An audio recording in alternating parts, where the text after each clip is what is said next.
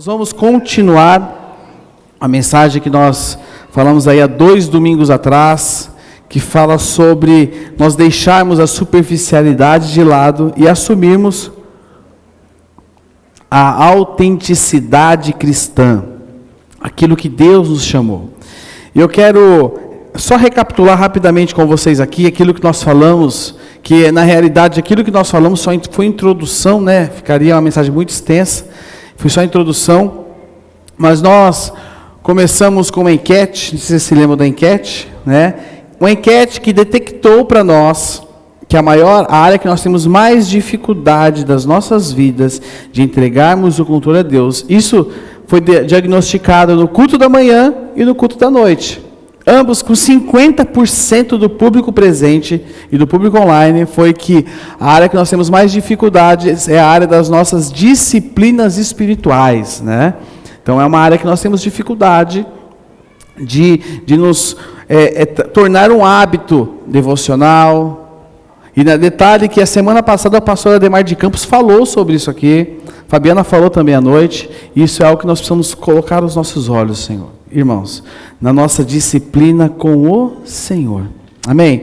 Depois, a gente caminhando, né, dessa realidade, dentro do que é a nossa, como é que fala? A nossa autenticidade, né? Algo que hoje tem sido uma grande questão do cristianismo, não é o Neymar, mas sim essa postura do 100% Jesus. Pessoas que se dizem, mas não são. Pessoas que se dizem, mas deixa a desejar, né? E aí vem a grande pergunta: o que é ser cristão? O que é ser cristão nos dias de hoje? Nos dias em que o cristianismo está em xeque. Em virtude de posturas, em virtude que as igrejas hoje nunca estiveram tão cheias como estão hoje. Mas estão cheias de quê? Pessoas cheias ou pessoas vazias? A igreja precisa estar cheia de pessoas que estão se tornando como Jesus. Não pessoas que cumprem um protocolo. Pronto, fui no culto. Não. Pessoas que realmente são como Jesus.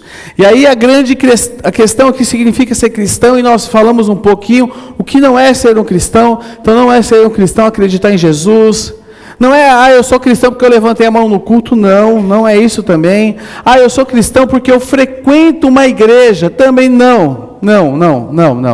Porque eu fui batizado um dia. Você pode ter sido batizado por influência, porque alguém obrigou você. Não. Batismo é por convicção. Batismo é por convicção. Eu sou cristão porque eu sigo a Bíblia. O diabo conhece e estremece diante da palavra do Senhor.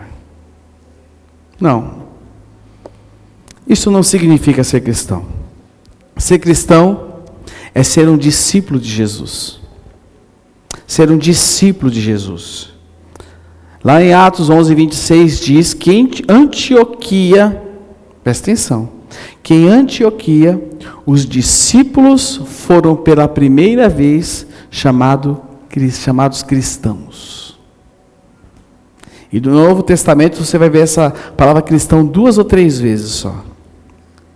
Porque os discípulos são aqueles que são parecidos com o seu mestre. Discípulos são aqueles que são parecidos com o seu mestre. E aí nós falamos um pouco o que significa ser um discípulo de Jesus. Aí nós temos o nosso texto base de Evangelho de Marcos, capítulo 8, verso 34, que diz o seguinte. Depois, esse já é o texto base nosso, já está, irmãos? Já é o texto que nós vamos trabalhar. Depois chamou a multidão e os discípulos e disse: se alguém quer ser o meu seguidor, se alguém quer ser, negue-se a si mesmo, tome a sua cruz e aqui está a base do que é ser discípulo. Só uma abertura aqui para nós. Jesus estava diante de 2 públicos. Primeiro público, multidão. Segundo público, discípulos. Multidão e discípulos. E a partir daqui agora eu quero entrar na mensagem com vocês de hoje. Quais são, meus irmãos, as 3 marcas que distinguem um discípulo de Jesus Cristo? Quais são essas marcas? O que distingue um discípulo da multidão? Há algo de errado em ser multidão? Não. Mas o Senhor nos chamou para sermos discípulos. E o que distingue isso? O que distingue um discípulo de Jesus? Então, eu quero compartilhar com vocês agora 3 marcas que distinguem um discípulo de Jesus. E a primeira marca é: ser discípulo é uma decisão pessoal. Ser discípulo é uma decisão pessoal. Ser discípulo não é para qualquer um. Ser discípulo é para quem quer. Eu decido ser um discípulo, eu quero ser um discípulo, eu vou seguir a Jesus. E aqui o texto nos diz o seguinte: depois chamou a multidão e os discípulos e disse: se alguém o quê? Quer. Se alguém quer ser meu seguidor. E a ideia aqui é de que Jesus está levando as pessoas a pensarem nisso. Existia ali uma multidão e os seus discípulos. E Jesus leva aqueles homens e aquelas mulheres a pensarem. Sabe por quê, irmãos? Nós precisamos ter isso em mente. Porque nós temos o costume de tomar as nossas decisões com base em nossas emoções. O culto foi legal, a palavra foi boa, o louvor maravilhoso. Nós temos essa tendência de tomar as nossas decisões com base nas nossas emoções. E muitas vezes as principais decisões das nossas vidas, muitas vezes nós não tomamos em cima de um posicionamento, não, e sim muitas vezes em cima de emoções. E isso é muito perigoso. E Jesus fala aqui, se alguém quer, presta atenção, você tem que querer, você tem que se posicionar. Se alguém quer ser meu seguidor, Jesus está falando o seguinte: se alguém quer ser meu seguidor, você tem que calcular o custo disso. Se você quer ter um compromisso comigo, você tem que calcular o custo disso, porque é um caminhar de desafios, é um caminhar de morte diária, é um caminhar que inclui um alto preço. Então você precisa se posicionar. Não é com base no que você pensa, nem nas suas emoções, mas é com base na sua decisão. Meus irmãos, receber sobre nós, você receber sobre você, a graça e o amor de Deus não custa nada. Você não precisa fazer esforço. Mas ser um discípulo de Jesus custa tudo. Custa tudo. E não existem 2 tipos de discípulos. O discípulo meia boca e o discípulo legal. Não, só existe um tipo de discípulo, que é o discípulo que carrega a cruz. Só existe um tipo. Porém, existem 2 tipos de seguidores de Jesus. Existem 2 tipos de seguidores: a multidão e os discípulos. Existem 2 tipos de seguidores. Você pode ler os evangelhos e você vai observar que aonde Jesus ia, as multidões e os discípulos iam. É ou não é? As multidões e os discípulos iam. Só que é diferente um do outro. Eu quero mostrar para você aqui a diferença de multidão e a diferença do discípulo. A multidão, ela é composta de simpatizantes, aqueles que buscam o que é conveniente, aqueles que vão atrás quando dá vontade. Eu só vou para o culto hoje se não estiver chovendo. Porque se estiver chovendo, isso é multidão. Agora, o discípulo é seguidor. O discípulo segue. Não importa o que ele está vivendo, se está corrido, se está... Ele segue a Jesus, ele paga o preço, porque ele é discípulo. Ele quer ser igual ao seu mestre. Primeira diferença. Segunda é a distância. A multidão segue a distância. Multidão não quer se envolver. Multidão só quer ver o que está acontecendo. Já viu quando você está no trânsito, de repente está mó trânsito. Está um mó trânsito. Aí você vê no Waze lá que teve um acidente. Aí quando você vai ver, foi uma pessoa que caiu da moto. E ela está bem, mas tem tanta gente olhando. Eles param o trânsito, porque é multidão. A multidão é curiosa. Só que o seguidor tem proximidade. Seguidor tem intimidade. Seguidor caminha perto. Discípulo caminha perto. Ele caminha próximo para enxergar, para ver como é que faz. A multidão consome. Multidão consome. Multidão segue porque quer algo. Jesus fazia muitos milagres. E tem um determinado momento que depois de realizar os milagres, ele ainda distribuiu comida no final. Presta atenção, irmãos. O cara faz milagre da comida. Ele distribui McFish, pão e peixe. Daí nasceu o McDonald's. Eu quero seguir esse cara. Eu quero estar perto dele. Eu quero ver o que ele está fazendo. Porque a multidão, ela quer algo. Irmão, se eu trouxer aqui um pastor milagreiro, vai ter lugar aqui dentro. Por quê? Porque a multidão quer ver isso. A multidão quer ver. Só que o discípulo, ele quer servir. O discípulo quer servir. O que eu posso fazer para estar junto do Senhor? O discípulo, ele quer servir. A multidão, ela é instável. Multidão é instável. Porque a multidão, uma hora se compromete. A multidão, uma hora ela está comprometida com Deus. Outra hora ela não quer nem saber. A multidão só se compromete naquilo que lhe é conveniente, quando dá. Porque é multidão. Olha o que a multidão fez com Jesus. Jesus entrou na cidade. Jesus entrou em Jerusalém. E o povo falava o quê? O povo aclamava ele. O povo aclamava ele. E o que depois esse povo fez? Pediu para crucificar. Agora não, o discípulo é constante. O discípulo vive o dia a dia com Jesus. O dia a dia com Jesus. Qual desses dois quadros refletem o seu compromisso com Deus hoje?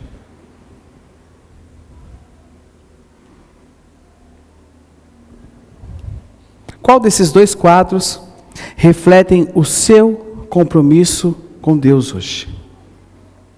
Tem uma frase do livro do Rodrigo Bibo, que nós fizemos até o clube de leitura, O Deus que Destrói Sonhos. Tem ainda aí, Maíra? Acabou, né? Mas é um livro excelente, foi o nosso primeiro livro, né, do nosso clube de leitura, que ele diz o seguinte: Jesus não busca fãs ou pessoas entusiasmadas com suas palavras. Ele busca pessoas obedientes à sua missão. Jesus não busca fãs ou pessoas entusiasmadas com suas palavras. Ele busca pessoas obedientes à sua missão. Talvez você esteja aqui hoje e você seja um fã. Talvez você detectou que você é multidão. Mas o Senhor te chama hoje a você ter um compromisso com a missão dele, irmão. Ele te chama hoje a você ter compromisso com a missão dele. Sabe por quê, meu irmão? Porque Ele não te chamou para ser multidão. Ele te chamou para você ser discípulo.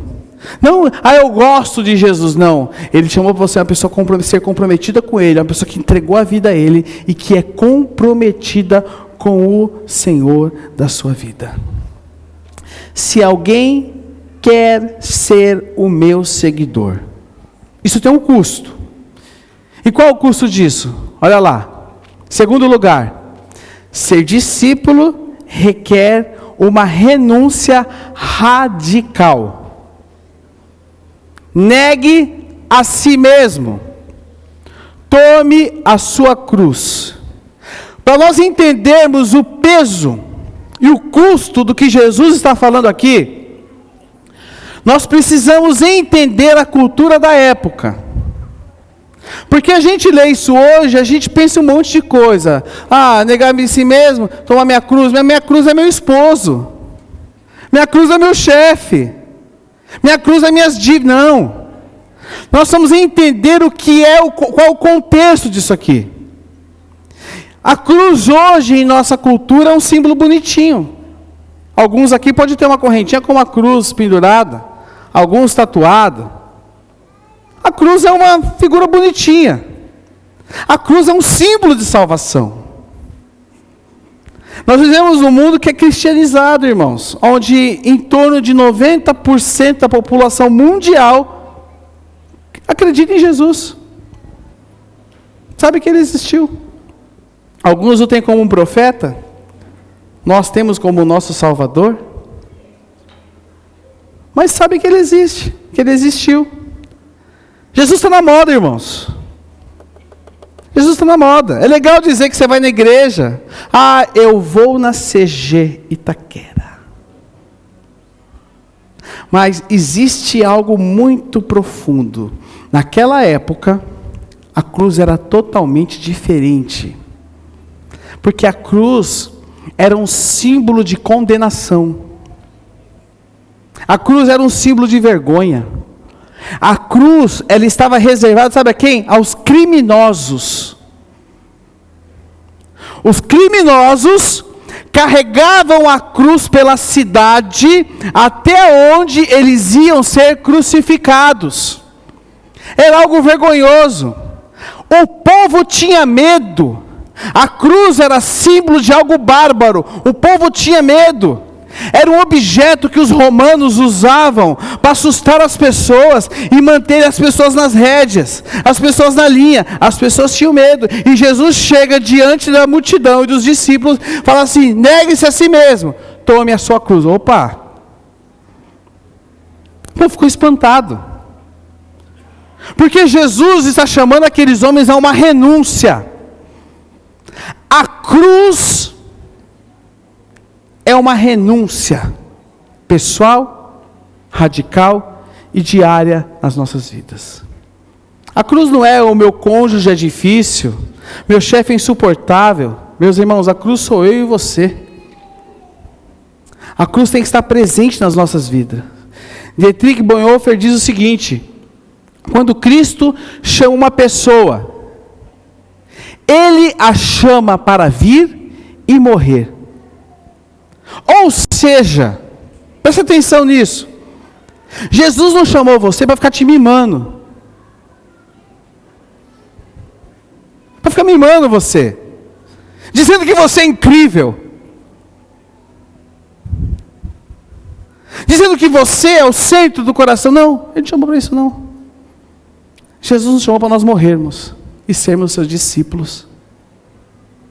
E sermos seus discípulos. E Ele nos apresenta o quê? O caminho da salvação e transformação, que está lá em Gálatas 2:20, que fala que nós temos que morrer para nós mesmos. Temos que morrer para nós mesmos. E quando nós descemos as águas, aqui onde está a nossa piscina, simboliza o local nosso de batismo. Inclusive, teremos batismo agora em novembro, recepção de novos membros em novembro e apresentação de crianças ou em outubro. Então, procure depois a Vanessa e tenha maiores informações. Quando Ele nos chama, nós descemos as águas. Ele está dizendo o seguinte: Você está declarando o seguinte: eu morri. Eu morri. Ouso dizer que o batismo, talvez você vá se escandalizar com isso, mas o batismo é uma cerimônia fúnebre, é um atestado de óbito, de que eu morri para mim mesmo. Eu morri para mim mesmo. E agora, eu vivo uma nova vida. Uma vida para o meu Senhor. Então, o batismo é eu me comprometer com a religião? Não, o batismo não é você se comprometer com a religião. O batismo é você dizer que você morreu para si mesmo, que você crê em Jesus e que a tua vida é dele. E que você agora vive para ele. Irmãos, essa é uma verdade chocante. Presta atenção. Esta é uma verdade chocante. Por quê? Nós vivemos em uma cultura e em uma geração ensimesmada. Nem sei se existe essa palavra. Existe, professora? Pesquisa aí e faz existir, por favor. Inclui lá no Wikipédia, faz existir. É chocante. É uma geração muito em cima de si mesmo. A mensagem do morrer para si mesmo, não combina com a mensagem da cultura de hoje. Essa mensagem não combina com o que é pregado por aí. Porque vivemos na cultura da felicidade. Ser felizes a qualquer preço. A cultura do mim mesmo. Eu busco aquilo que é melhor para mim. Vocês conhecem o mito de Narciso? Quem conhece o mito de Narciso? Narciso. Levanta a mão alto. Mito de Narciso. Narciso, ele se apaixonou por quem? Por ele mesmo. Vou ler para vocês. Segundo o mito, Narciso era tão belo e tão vaidoso, que após desprezar inúmeras pretendentes, acabou se apaixonando pelo próprio reflexo.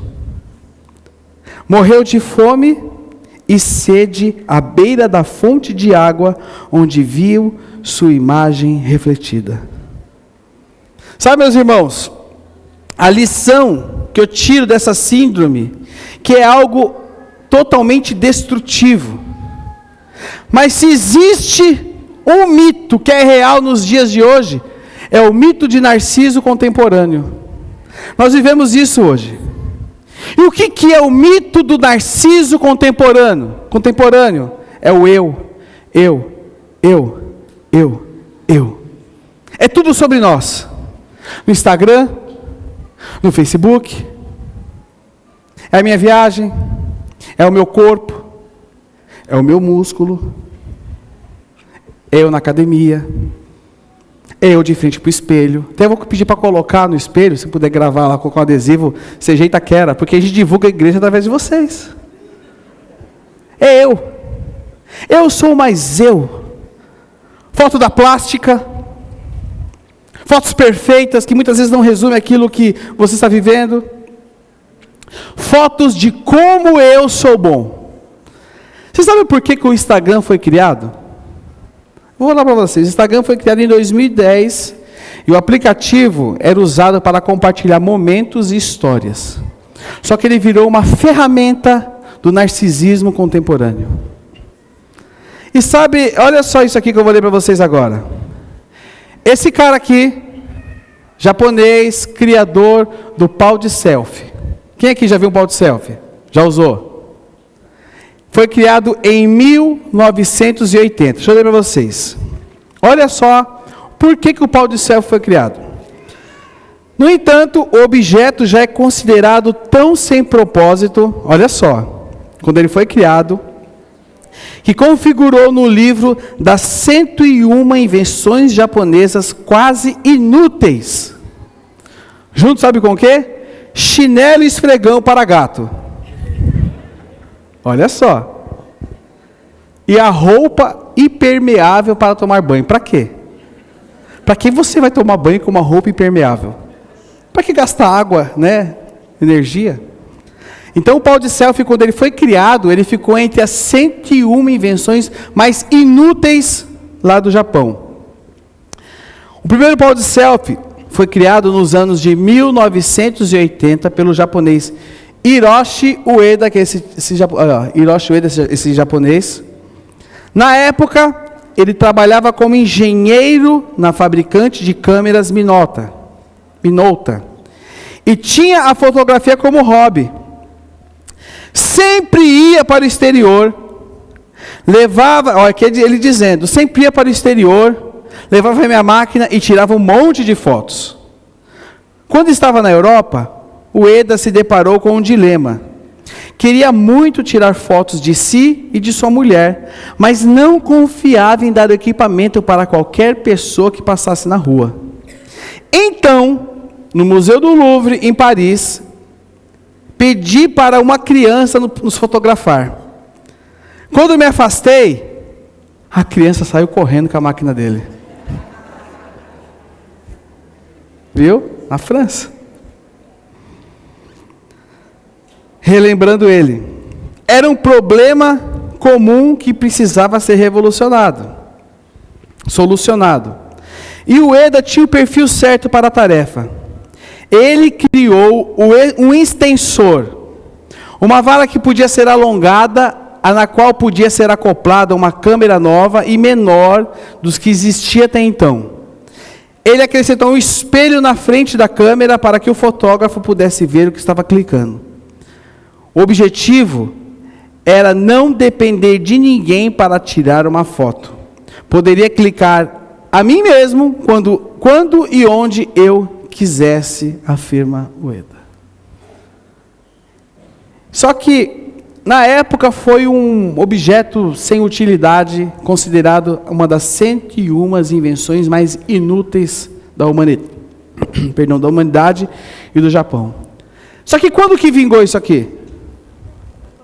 Vinga agora, numa geração narcisista, que gosta de colocar em evidência o eu cada vez mais. Olha só essas revistas, esse livro, olha o nome desse livro, The Narcissism Epidemic, que significa o narcisismo epidêmico. Nós vivemos uma pandemia de narcisistas.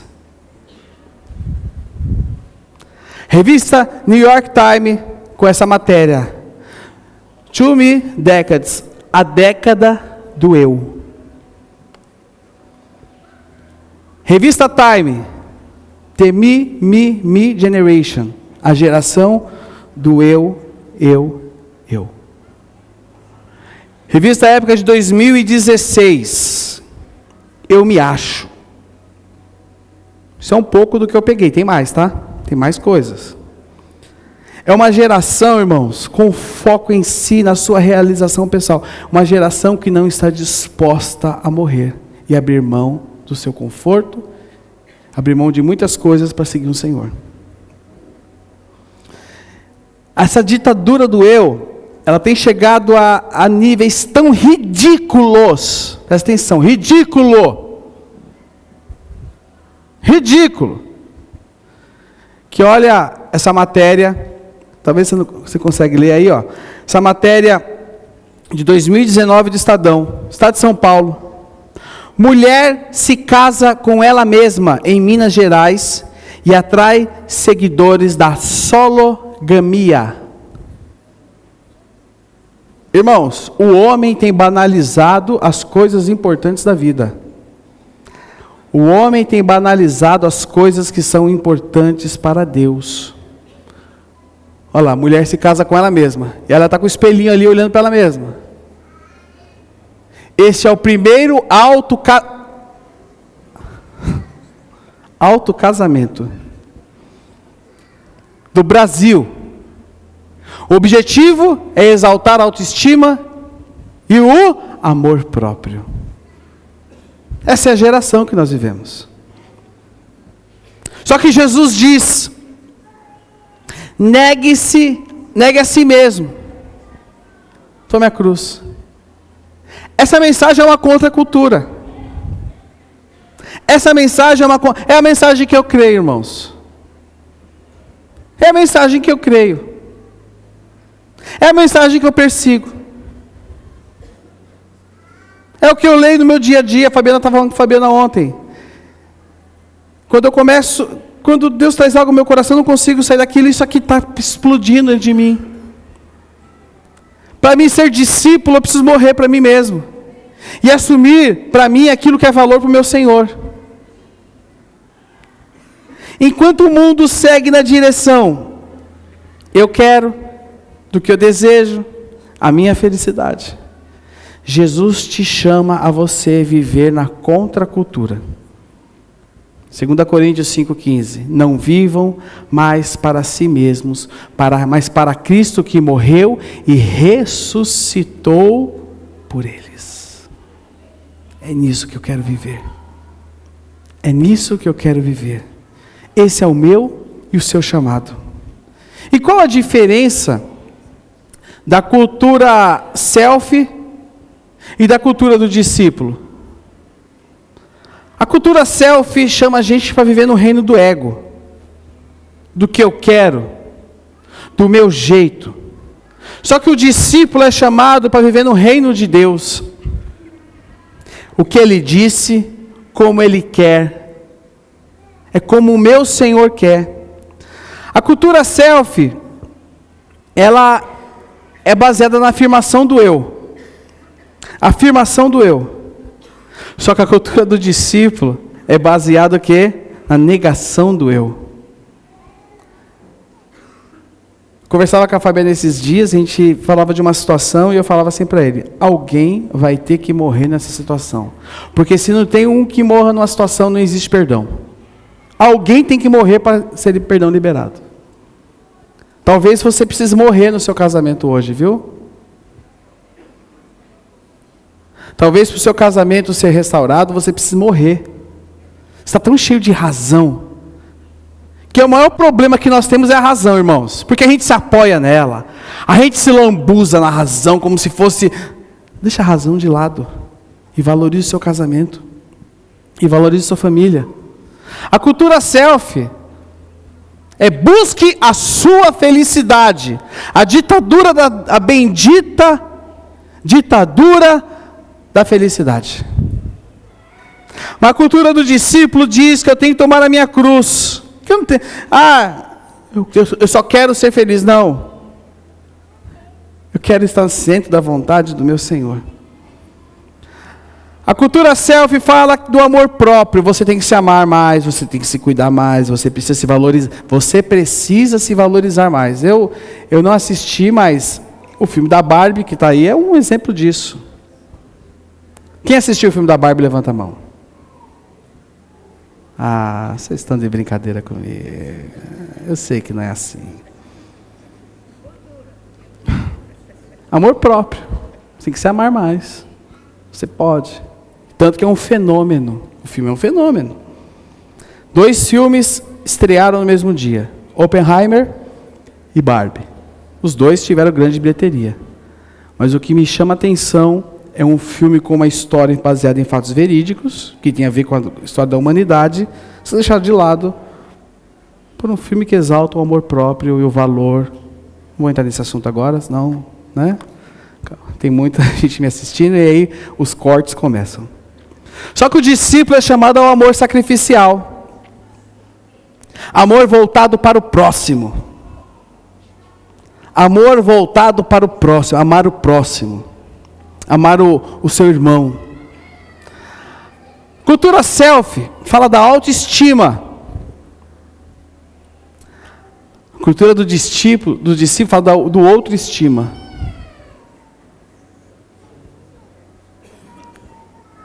É aí que está, irmãos.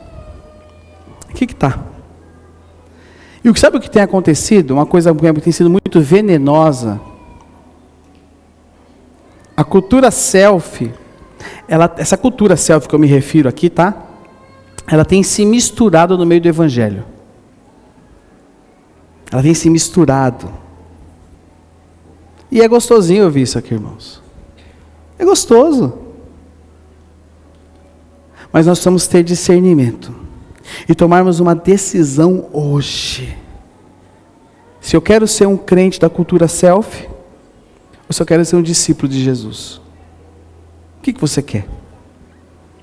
Martinho Lutero disse o seguinte: pecador é o ser curvado em direção a si mesmo. Isso é pesado, hein? Pecador é o ser curvado em direção a si mesmo. Meu querido irmão, para de olhar para si mesmo e olhe para a cruz. Todas as respostas para as suas crises, todas as respostas para os seus problemas, todas as respostas que você precisa estão na cruz de Cristo. Porque você é o que Cristo fez na cruz por você. Você não precisa fazer nada. Você é o que Cristo fez na cruz por você. John Stott escreve num dos seus livros o seguinte: negar a si mesmo é voltar-se da idolatria, da centralidade do eu. E Jesus diz lá em Lucas 14:33, ninguém pode se tornar meu discípulo sem abrir mão de tudo que possui.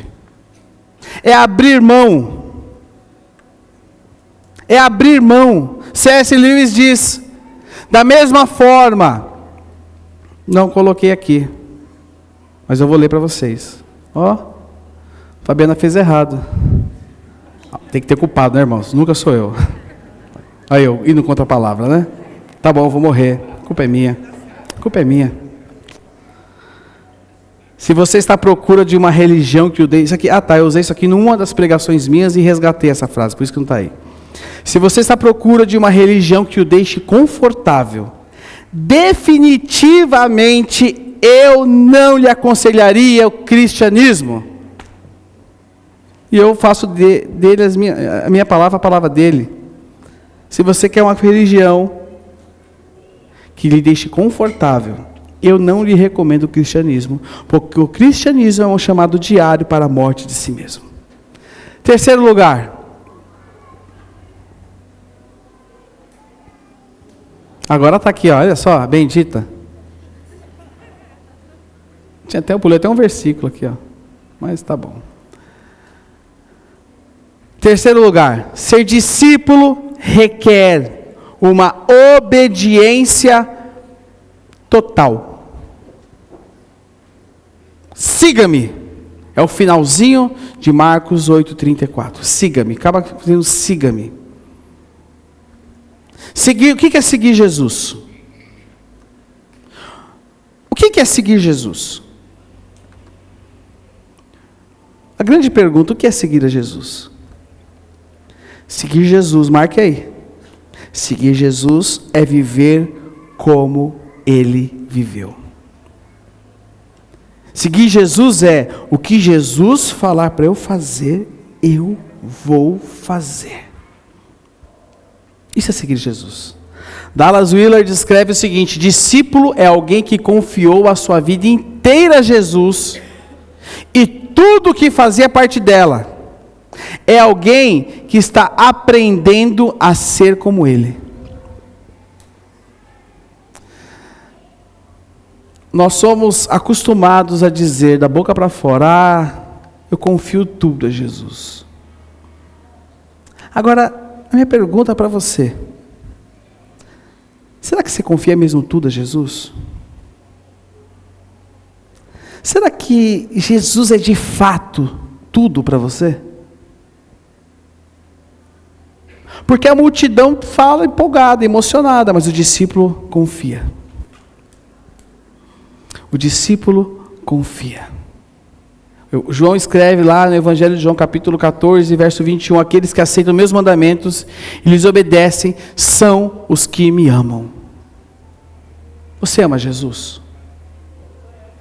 Você ama Jesus? Não é quem gosta de Jesus. Não é quem gosta de Jesus.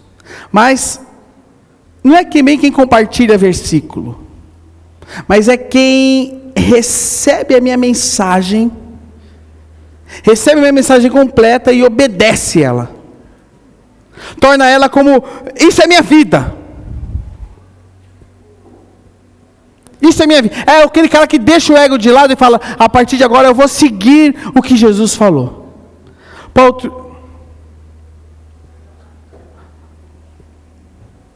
Deixa eu ver aqui. Aqui. Olha só. Multidão.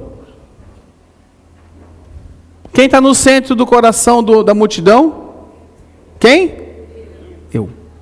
E aí, ao redor do eu, vão flutuar todas as coisas. O lazer, o dinheiro, os estudos, o trabalho, Jesus,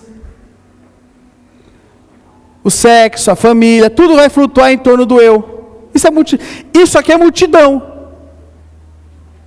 Agora o discípulo é isso aqui, ó. Jesus está no centro. Jesus está no centro. E aí o lazer, o dinheiro, o estudo, o trabalho, o sexo, a família, tudo vai girar em torno de Jesus. Porque no coração do discípulo, Jesus está no centro. E aí Paul Tripp escreve o seguinte: somos prisioneiros do reino do ego. Presta atenção. Nós somos prisioneiros do reino do ego. Temos dificuldade com o plano de Deus.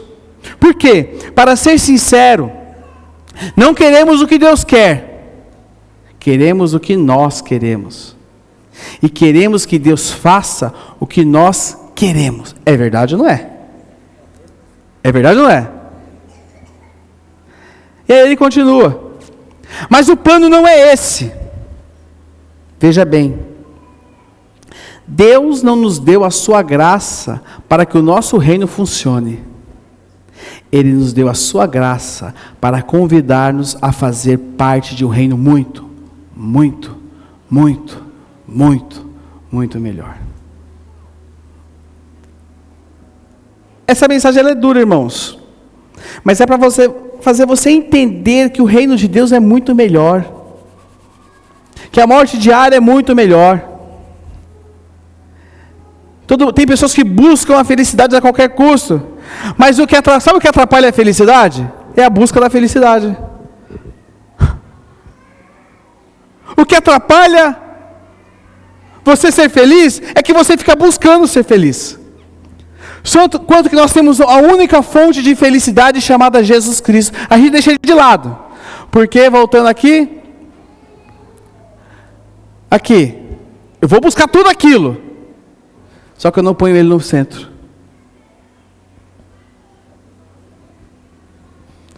Na vida do cristão, não existe mais a palavra eu. Não existe mais a palavra eu. Não existe mais essa palavra. O que existe é Jesus. Ele é meu Senhor.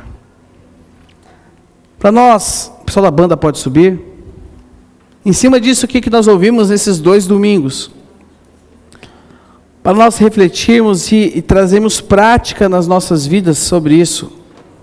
Em primeiro lugar, eu quero te perguntar: qual reino está moldando a sua vida?